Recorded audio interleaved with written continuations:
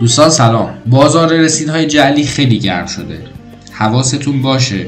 قبلا یه پستی رو خدمتتون معرفی کردم برای اپ‌های رسیدساز جعلی. الان میخوام با یه باتی کار کنم که ببینید چقدر ساده به ما رسید جعلی میده. خواهشی که ازتون دارم خیلی حواستون به این مسائل باشه و حتما حسابتون رو قبل از اینکه یک معامله رو کامل بکنید چک بکنید. این پست رو برای همه دوستانتون بفرستید چون واقعا به دردشون میخوره و حقیقتا دوست دارم که اسیر این رسیدهای جعلی نشن.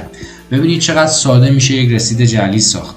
گزینه ساخت رسید رو اگر کلیک بکنم اینجا میتونم تعیین بکنم رسید رو در بستر چه اپی تولید بکنم.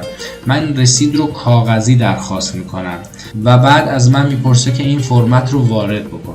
فرض بکنید صاحب یک فروشگاه علی مرادی هست. من میخوام به حساب آقای علی مرادی پول بریزم.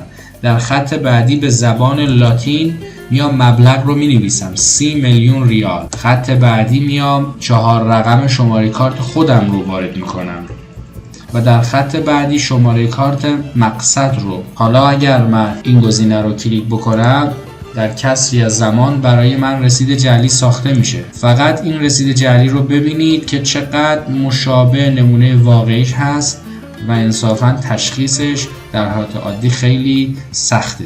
خواهشی که دارم این پست رو برای دوستانتون بفرستید، سیوش بکنید و لایک شما هم میتونه به من انرژی بده. ممنونم از اینکه توی این آموزش هم بنده رو همراهی کردید.